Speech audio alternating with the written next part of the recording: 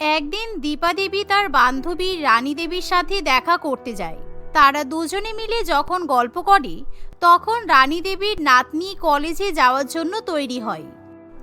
ঠাকুমা, আমার অনেক জামা কাপড় হয়ে গেছে, আলমারি উপচে পড়ছে। তুমি এই জামাগুলো কোনো বাচ্চা মেয়েকে দিয়ে দাও তো। এর মধ্যে জিন্স, টপ, স্কার্ট, ফ্রক অনেক কিছুই আছে। এই বলে টিনা জামা কাপড়গুলো রানী দেবীর হাতে ধরিয়ে দিয়ে চলে যায়। দেখলি আমার নাতনিটা কেমন হয়েছে? কত ভালো ভালো জামা, একবার পরলে আর দ্বিতীয়বার পরবে না। এত ভালো ভালো জামা কাউকে দিয়ে দিতে খারাপ লাগে। এগুলো সবই খুব দামি দামি জামা, জানিস? তাই তো দেখছি, সব জামাগুলো কি সুন্দর রে। সত্যিই তোর নাতনির কিন্তু চয়েস আছে।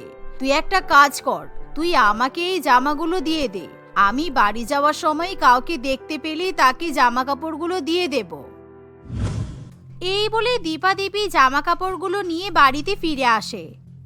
আমার বরাবরই এরকম মেয়েদের মতো জিন্স, ফ্রক, স্কার্ট পরার ইচ্ছা ছিল, কিন্তু আমার বাবা মা আমাকে কোনোদিনও পরতে দেয়নি। এখন আমার ছেলে হয়েছে, ছেলের বউ হয়েছে, ওদেরকে দেখলেই আমার ভালো ভালো জামা কাপড় পরতে ইচ্ছা হয়। কিন্তু আমার বৌমাটা খুব বদমাইশ। হাজারবার বললেও আমার ছেলে আমার বৌমা কখনো আমাকে এরকম ছোট ছোট জামা কাপড় কিনে দেবে না। এই বলে দীপা দেবী টিনার একটা সুন্দর ফ্রক পরে নেয়। সে আয়নার সামনে দাঁড়িয়ে নিজেকেই চিনতে পারে না, কারণ তার বয়স 40 বছর হলেও তাকে 16 বছর বয়সী মেয়েদের থেকেও ছোট বলে মনে হয়। তাই সে আয়নায় নিজেকে দেখে নিজের খুবই প্রশংসা করে। বাহ, আমাকে দেখতে কি সুন্দর মনে হচ্ছে। দেখে মনে হচ্ছে 16 বছরের সেই ছোট্ট আমি আয়নার সামনে দাঁড়িয়ে আছি। উফ, কি দারুণ দেখতে লাগছে। দীপা দেবী বাচ্চা মেয়েদের মতো চুলে স্টাইল করে ওরকম ফ্রক পরে ঘরের বাইরে বেরিয়ে আসে। কিন্তু এমন সময় বাইরে দীপা দেবীর স্বামী, শ্বশুরমশাই, শাশুড়ি মা এবং বৌমা সবাই বসে থাকে। তারা দীপা দেবীর এমন বাচ্চা মেয়েদের মতো সাজের ঘটা দেখে অবাক হয়ে যায়। এমনকি রমা নিজের হাসি থামাতে পারে না। কি ব্যাপার মা, আপনি কি পাগল হয়ে গেলেন নাকি? এরকম কচি মেয়েদের মতো ফ্রক পরে আবার চুলে স্টাইল করেছেন? এই বয়সে কি আবার দ্বিতীয়বার বিয়ে করার ইচ্ছা হলো? কেন, এই বাড়িতে শুধু কি তুমিই বাচ্চা মেয়েদের মতো জামা কাপড় পরতে পারো? আমার এরকম জামা কাপড় পরতে ইচ্ছা হয় না বুঝি? আর আমি কচি মেয়েদের মতো সাজতে যাব কেন? আমি এখন শাশুড়ি মা হয়ে গেছি বলে কি আমি সত্যিই বুড়ি হয়ে গেছি? আমার মন কচি মেয়েদের মতোই বয়সে ছোট আছে। তাছাড়া আমার অনেক ছোটবেলায় বিয়ে হয়েছে বলে আমি আমার মনের ইচ্ছাগুলো কখনো পূরণ করতে পারিনি। এবার থেকে আমি এরকমই জামা কাপড় পরবো। হ্যাঁ, এই জীবনে আমার এটাই দেখার বাকি আছে। আমার একমাত্র ছেলের বৌমা এরকম 16 বছর বয়সী মেয়েদের মতো জামা কাপড় পরে ঘুরে বেড়াবে। পাড়ায় আমাদের মান সম্মান কিছু থাকবে না। ছি, আমার তো ভাবতেও লজ্জা লাগছে যে তুমি আমার বৌমা। এই বয়সে এসে আমাকে এটাই দেখতে হলো। এসব বেকার কথা আর বলবেন না মা, আমি সব বুঝতে পেরেছি। আসলে আমি এরকম কম বয়সী মেয়েদের মতো জামা কাপড় পরলে যে কোনো সুন্দরী মেয়েকে আরামসে টেক্কা দিতে পারবো, তাই আপনারা হিংসাতে এসব বলছেন। তুমি কিন্তু এরকম জামা কাপড় পরে মোটেই বাইরে যাবে না, কেননা এই পাড়ায় আমার একটা মান সম্মান আছে। তোমার হয়তো মাথা খারাপ হয়ে যেতে পারে, কিন্তু আমরা সবাই সুস্থ আছি। তাই বাড়ির বাইরে গিয়ে লজ্জায় আমাদের নাক কাটিয়ে দিয়ে এসো না, বুঝেছো? এভাবে সবাই মিলে দীপা দেবীকে বকাবকি করলেও সে কোনো কথা শুনতে চায় না। কিন্তু তাকে এরকম জামা কাপড় পরে সত্যিই দেখতে খুবই সুন্দর লাগে। সে প্রত্যেক দিনই ওই জামা কাপড়গুলো পরতে থাকে, কিন্তু সে কিছুতেই বাড়িতে থাকতে চায় না। আজকে আমি কি সুন্দর একটা জিন্স আর টপ পরেছি, এটা পরে বান্ধবীদের সাথে ঘুরতে গেলে হয় না? আজকে আমার বান্ধবীরা সবাই মিলেনিয়াম পার্কে পিকনিক করতে যাবে, আমিও ওদের সাথে এরকম জামা কাপড় পরে পিকনিক করতে যাব। আমার এত ভালো সাজ দেখে ওরা সবাই চমকে যাবে। এই বলে দীপা দেবী বাড়িতে কাউকে কিছু না জানিয়ে বান্ধবীদের সাথে দেখা করতে চলে যায়। কিন্তু এমন সময় রানী দেবী তাকে দেখে একেবারে চমকে ওঠে। ওহো দীপা, তোকে তো দেখে আমার সিটি মারতে ইচ্ছা করছে। এরকম কচি মেয়েদের মতো জামা কাপড় পরে তোকে দারুণ দেখতে লাগছে। আমি এবার বুঝতে পেরেছি সেদিন তুই আমার কাছ থেকে আমার নাতনির জামা কাপড়গুলো কেন নিয়েছিলি। তুই নিজেই জামা কাপড়গুলো পরবি বলে, তাই তো? হ্যাঁ, ঠিকই বলেছিস। শাশুড়ি মা হয়ে গেছি বলে কি সবসময় বুড়িদের মতো শাড়ি পরে জীবনটা স্যাক্রিফাইস করব? এমনিও আমার এখন বেশি বয়স হয়নি। 40 বছর বয়সে আমি এরকম জামা কাপড় পরে ঘুরতেই পারি। আমরা ঘর সংসার করে করে বয়সের আগেই তো বুড়ি হয়ে গেছি, সাজগোজ করা ভুলেই গেছি। কিন্তু আমি আর নিজের জীবন স্যাক্রিফাইস করব না। খুব ভালো কথা, তুই তাহলে এরকমই জামা কাপড় পরে ঘুরে বেড়া। তোকে এই জামা কাপড়গুলো পরে এত ছোট লাগছে, এখন যদি তোর সম্বন্ধ দেখা হয় তাহলে তোর কিন্তু আবার বিয়ে হয়ে যাবে। সত্যি তোর বয়স একদম বোঝাই যাচ্ছে না। ধ্যাত, তোরা যে কি বলিস না, আমার আর ভালো লাগে না। এভাবেই দেখতে দেখতে কিছুদিন পেরিয়ে যায়, আর প্রত্যেক দিনই দীপা দেবী এরকম ছোট ছোট ওয়েস্টার্ন জামা কাপড় পরে ঘুরে বেড়ায়। তাই তাকে নিয়ে তাদের পরিবারের লোকজনেদের লজ্জার শেষ থাকে না, কারণ দীপা দেবীকে নিয়ে পাড়ার লোকেরা বিভিন্ন রকম কথা বলে। বৌমা, তুমি সব সময় একা একা শপিং করতে যাও কেন বলো তো? আমাকেও তো একদিন শপিং করাতে নিয়ে যেতে পারো। নিজে গিয়ে একা একা ভালো ভালো জামা কাপড় কিনে নিয়ে আসো। কোনো দরকার নেই মা, আপনি এরকম একটা ওয়ান পিস পরে আছেন আর আমি আপনাকে নিয়ে শপিং করাতে যাব? আমার কি লজ্জা নেই নাকি? আসলে আমাকে দেখে এখন তোমার বোন বলে মনে হয়, তাই তুমি হিংসায় আমাকে নিয়ে যেতে চাইছো না।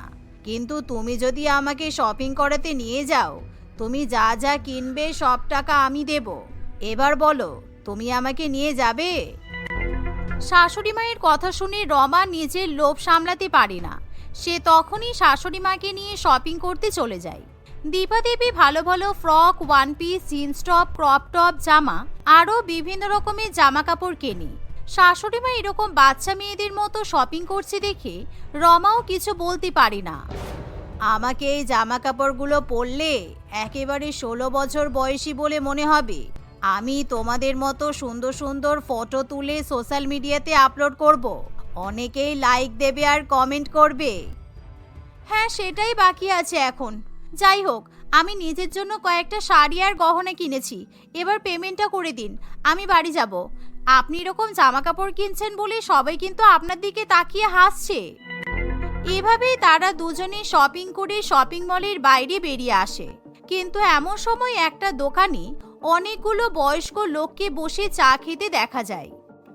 ওই দেখো, বয়স্ক মহিলাটাকে দেখতে কি সুন্দর লাগছে। আর আমাদের বউগুলোকে দেখে মনে হয় আমাদের থেকেও বয়স বেশি হয়ে গেছে। সংসার তো সবাই করে, তাই বলে নিজের দিকে একটু খেয়াল রাখবে না? আর ওই মহিলাটাকে দেখো কিরকম স্টাইল মেরে সেজে গুজে ঘুরে বেড়াচ্ছে। হ্যাঁ, ঠিক ঠিক, চল চা খেতে আর হবে না, একটু গিয়ে ওনাকে দেখে গান গেয়ে আসি। এভাবে সেই বয়স্ক ব্যক্তিরা নিজেদের চা খাওয়া ছেড়ে দিয়ে সবাই দীপা দেবীর পেছনে যেতে শুরু করে। তুমি 16 বরস কি, মে 17 বরস কা, মিলে যাবে আখি, বলো তোমাকে কিভাবে দূরে রাখি। তুমি যদি বলো তাহলে তোমার পাশেই এসে বসি। তুমি 16 বরস কি, মে 17 বরস কা।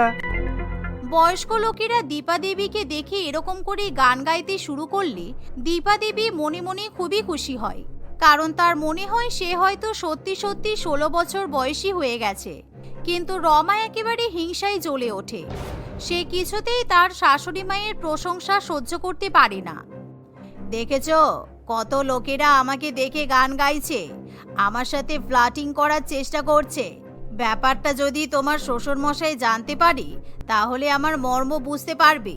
আমি হাসতে হাসতে তোমার মতো বয়সী মেয়েদেরকেও গোল দিয়ে দেব। ওরা যখন বলছে আমাকে 16 বছরের মতো দেখতে মনে হচ্ছে, তাহলে সত্যি এই জামা কাপড়গুলো পরে আমাকে 16 বছরের মেয়ে বলেই মনে হয়। আপনি আজকে বাড়ি চলুন, তারপর আজকে ঠাকুমাকে আর বাবাকে যদি আপনার নামে নালিশ না করেছি তাহলে আমার নামও রমা নয়। আমার সামনে দিয়ে আমার শাশুড়ি মাকে সবাই লাইন মারছে, আমি এটা সহ্য করতে পারি নাকি? কিছুদিন পরে যখন আপনার নাতি নাতনি হবে তখন আপনি এরকম কচি বাচ্চাদের মতো জামা কাপড়ই পরে থাকবেন। এতে করে কিন্তু আমার ছেলে মেয়েদের উপর খারাপ প্রভাব পড়বে। রমা এই কথা বলে তার শাশুড়ি মাকে চুপ করিয়ে দেয়। কিছুক্ষণ পর বাড়িতে ফিরে এসেই রমা তার শাশুড়ি মায়ের নামে নালিশ করে, যার ফলে দীপা দেবীকে সবাই মিলে খুবই বকাবকি করে। তোমার লজ্জা হওয়া উচিত বৌমা, তুমি যদি এরকম বাচ্চা মেয়েদের মতো জামা কাপড় পরা না ছাড়তে পারো, তাহলে তোমাকে কিন্তু আমি বাপের বাড়িতে পাঠিয়ে দেব। ওখানে গিয়ে তুমি যা পারবে তাই করবে, কিন্তু আমার বাড়িতে এরকম অসভ্য মেয়েদের মতো ছোট ছোট জামা কাপড় পরা যাবে না। নিজের বয়স বুঝে শাড়ি পরে থাকতে হবে। তুমি কি বুড়ি বয়সে ছুরি সাজার চেষ্টা করছো? এভাবে দীপা দেবীকে বারবার তার বুড়ি হয়ে যাওয়ার কথা মনে করিয়ে দেয়া হয়, কিন্তু তার 16 বছরের বাচ্চা মন যেন কোনো কথাই মানতে চায় না। এভাবে দেখতে দেখতে আরো কয়েকটা দিন কাটে। একদিন সন্দীপবাবু এবং প্রীতমের অফিস থেকে একটা বড় পার্টির নিমন্ত্রণ আসে। নিমন্ত্রণে যাওয়ার সময় দীপা দেবী আবার 16 বছরের মেয়েদের মতো জামা কাপড় পরে তৈরি হয়, তাই তাকে প্রথমে কেউই পার্টিতে নিয়ে যেতে চায় না। মা, আমাদের অফিস পার্টিতে আমার আর বাবার অনেক বন্ধু বান্ধব উপস্থিত থাকবে। তোমার বয়সে অনেক মহিলারাও আসবে। সবাই দেখবে কি সুন্দর সুন্দর শাড়ি পরে সেজে গুজে এসেছে, আর তুমি এরকম বাচ্চাদের মতো জিন্স টপ পরে যাবে। তুমি প্লিজ আমাদের সাথে যেও না, আর তুমি যদি একান্তই যেতে চাও তাহলে সুন্দর শাড়ি পরে এসো প্লিজ। বেশি মায়ের মুখের উপর কথা বলবি না বাবু, তোর তো আমাকে নিয়ে গর্ব হওয়া উচিত। চুপ করে থাক, আমি তোদের সাথে এরকম জামা কাপড় পরেই পার্টিতে যাব। এই বলে দীপা দেবী তাদের সাথে পার্টিতে যায়, কিন্তু সেখানে গিয়ে তারা সকলে একেবারে অবাক হয়ে যায়, কারণ প্রত্যেক বয়স্ক মহিলারা সেই পার্টিতে jeans top, one piece, skirt ইত্যাদি ওয়েস্টার্ন জামা কাপড় পরে থাকে। শুধুমাত্র দীপা দেবীকেই 16 বছরের মেয়েদের মতো দেখতে মনে হয় না। প্রত্যেক 40 থেকে 50 বছর বয়সী মহিলাদেরকেও 16 বছরের মেয়ে বলে মনে হয়। তাদের মধ্যে দীপা দেবীকে দেখতে সব থেকে সুন্দর লাগে। তোমরা সবাই আমার জামা কাপড় পরা নিয়ে হাসাহাসি করতে, তাই না? এখন এদেরকে নিয়েও হাসাহাসি করো। এমনকি তোমাদের অফিসের বসের বউ আমার থেকে অনেক বয়সী, তবুও দেখো আমার মতো জামা কাপড় পরে এসেছে। কেউ তো ওকে নিয়ে হাসাহাসি করছে না। তোমরা সবাই মনের দিক থেকে বয়স্ক হয়ে গেছো, আর তোমাদের নজরও ভালো নয়, তাই তোমাদের আজকে এরকম অবস্থা। দীপা দেবী এই কথা বললে তার পরিবার খুবই লজ্জা পেয়ে যায়, কিন্তু দীপা দেবীকে এখন তার পরিবার কোনো কথা শোনাতে পারে না, কারণ সেই পার্টিতে উপস্থিত প্রত্যেকেই দীপা দেবীর অনেক প্রশংসা করে। বৌমা, আমাকে ক্ষমা করে দাও। আমি আমার নাত বউয়ের পল্লায় পড়ে তোমাকে অনেক কথা শুনিয়েছি, কিন্তু তুমি কিছু মনে করো না। এবার থেকে তুমি এরকমই জামা কাপড় পরে থাকবে, তোমাকে কেউ কিছু বলবে না। আর আমি তো ভাবছি আমিও এবার তোমার মতো জামা কাপড় পরা শুরু করব। আরে না না, এটা করতে যাবেন না, কারণ আপনার বয়স 80 বছর পেরিয়ে গেছে। 40 বছর বয়সী মহিলারা জিন্স টপ পরতেই পারে, কিন্তু এখন যদি আপনি পরেন তাহলে কিন্তু সত্যি আপনি হাসির পাত্র হয়ে যাবেন। দীপা দেবী এই কথা বলে তার শাশুড়ি মায়ের উপর হাসাহাসি করে। দীপা দেবীর কথা শুনে তার পরিবারও হেসে ফেলে। সেদিনের পর থেকে দীপা দেবী সবসময় নিজের ইচ্ছা মতো পোশাক আশাক পরতে পারে।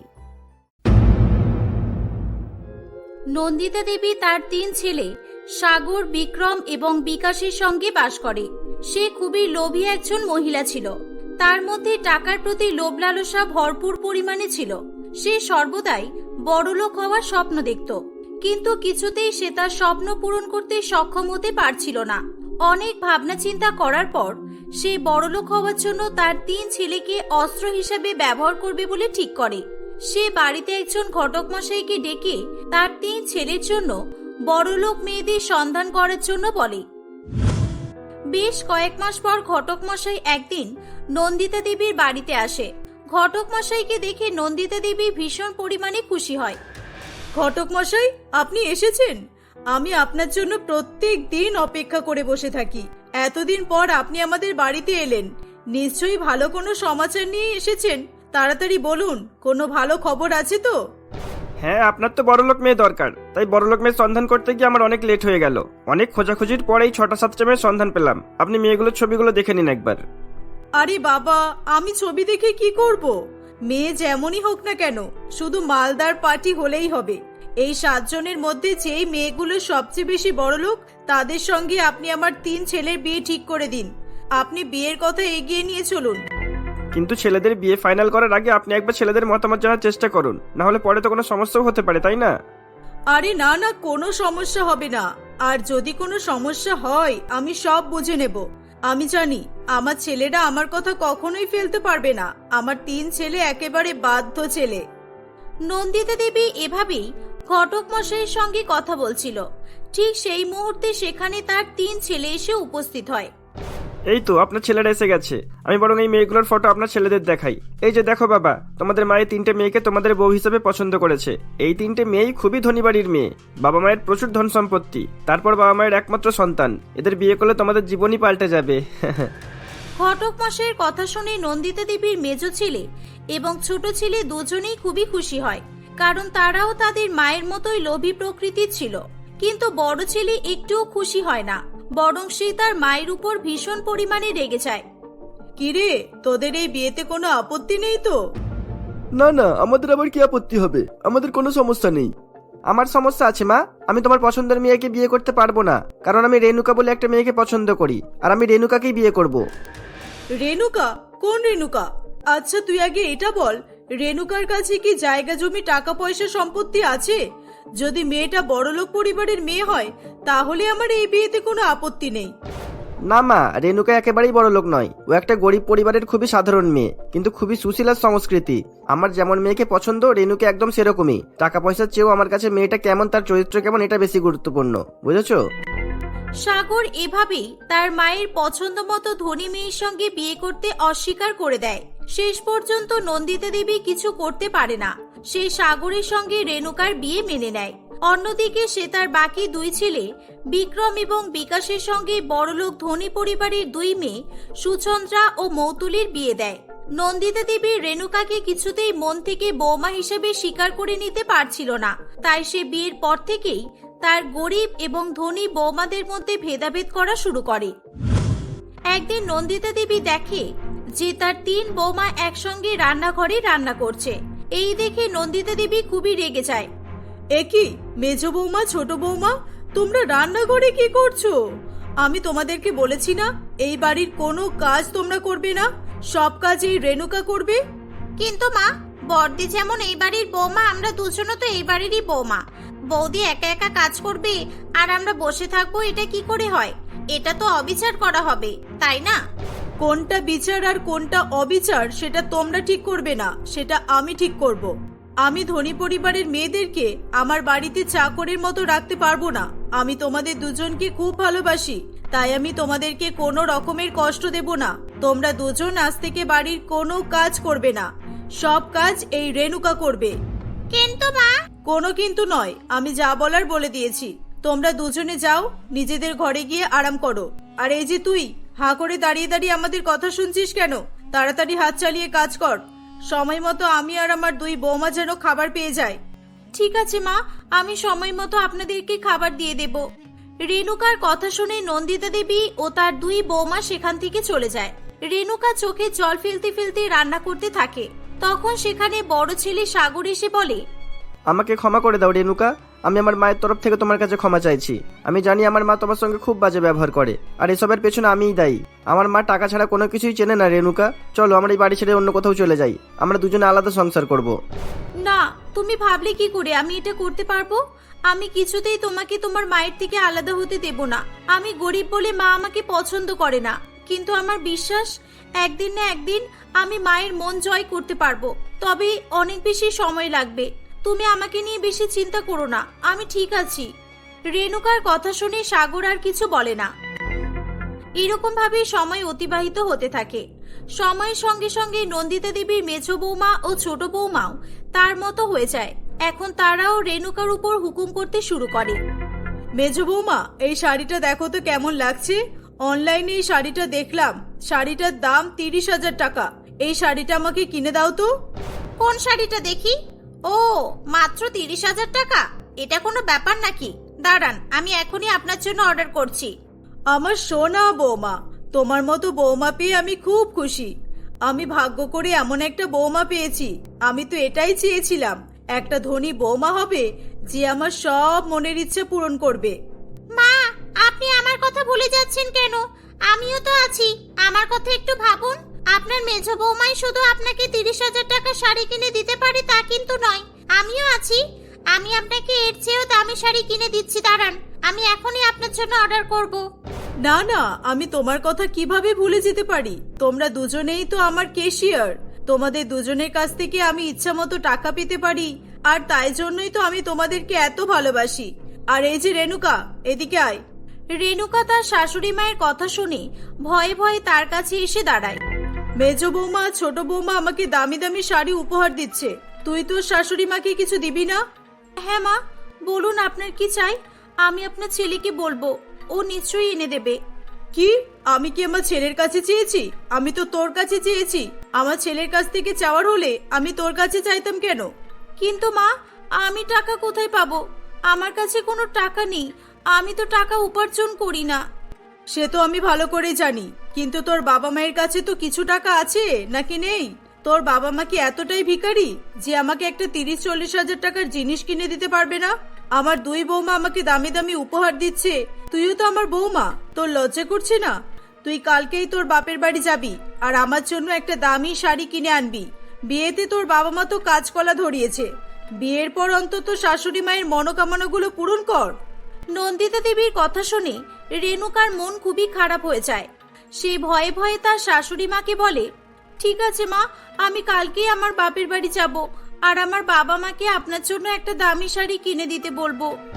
বাবা, তুমি এমন ভাবে বলছো যেন তোমার বাবা মা কোটিপতি, যেটা পারবে না সেটা করতে যাচ্ছ কেন?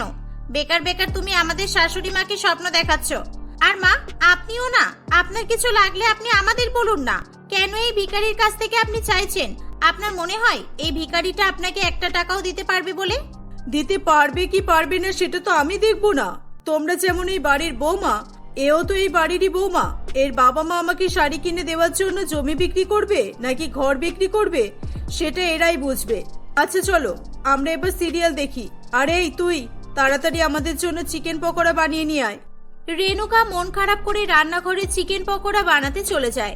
রেণুকা কি করবে কিছু বুঝে উঠতে পারে না। সে মনে মনে ভাবে, কি করব কিছুই বুঝে উঠতে পারছি না তো। শাশুড়ি মা আমার কাছে বড় মুখ করে একটা শাড়ি চাইলো আর আমি দিতে পারবো না। আমার বাবা মায়ের কাছে তো টাকা নেই, এটা আমি ভালো করেই জানি। আমি এক কাজ করি, 2-1 দিনের জন্য বাপের বাড়িতে যাই, ওখানে গিয়ে আমার সোনার বালা দুটো বিক্রি করে দেব আর শাশুড়ি মায়ের জন্য একটা শাড়ি কিনে নিয়ে আসবো। এই ভেবে রেণুকা পরের দিন তার বাপের বাড়িতে চলে যায়।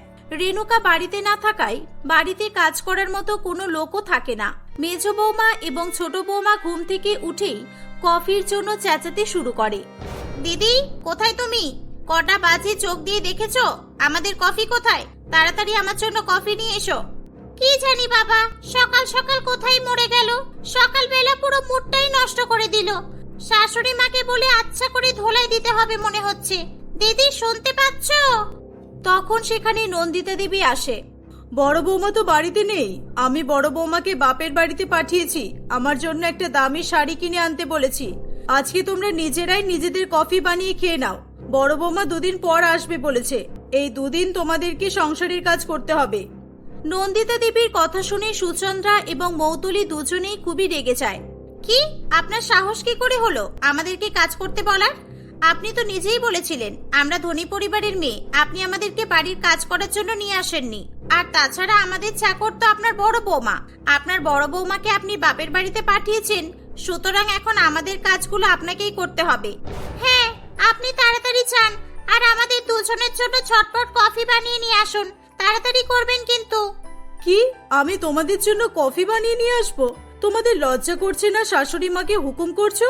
তোমাদের বাবা মা তোমাদেরকে এই শিক্ষা দিয়েছে? একদম বেশি বড় বড় কথা বলবেন না, বুঝেছেন? যখন আমাদের কাছ থেকে কারি কারি টাকা নেন, দামি দামি উপহার নেন, তখন তো খুব ভালো লাগে।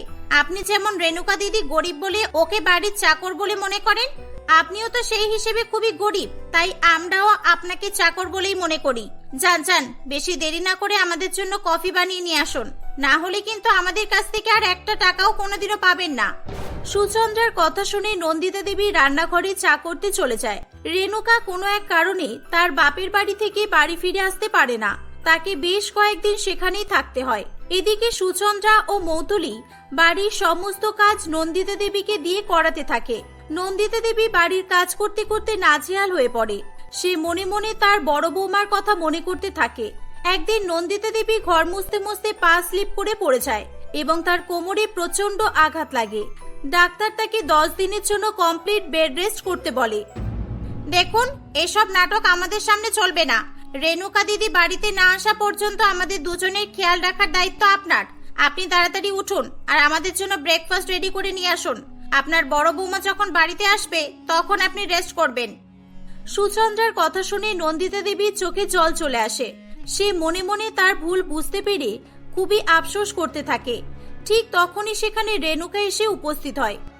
মা, আপনি উঠবেন না, আপনি শুয়ে থাকুন, আমি চলে এসেছি, আপনার আর কোনো চিন্তা নেই। ছি, তোমাদের লজ্জা করছে না? এরকম একটা অসুস্থ মানুষকে দিয়ে তোমরা বাড়ির কাজ করাচ্ছ? তোমাদের কি কোনো মায়া দয়া নেই? এটা যদি তোমাদের নিজের মা হতো তাহলে কি তোমরা এটা করতে পারতে? মা, এই যে আমি আপনার জন্য দামি শাড়ি কিনে এনেছি, দেখুন তো আপনার পছন্দ হয়েছে কিনা। রেণুকার কথা শুনে নন্দিতা দেবী হাউ হাউ করে কেঁদে ওঠে। সে তার বড় বৌমার কাছে হাত জোড় করে ক্ষমা চায়। আসলে সে বুঝতে পারে টাকা পয়সা দিয়ে সবকিছু হয় না। রেণুকার কথা শুনে সুচন্দ্রা এবং মৌতুলিরও মাথা নত হয়ে গিয়েছিল। তাদের শাশুড়ি মায়ের কাছে তারাও ক্ষমা চায়। এভাবেই সেদিনের পর থেকে নন্দিতা দেবী ধনী ও গরিব বৌমার মধ্যে ভেদাভেদ করা বন্ধ করে দেয়। সে তার 3 বৌমাকেই সমান চোখে দেখতে শুরু করে।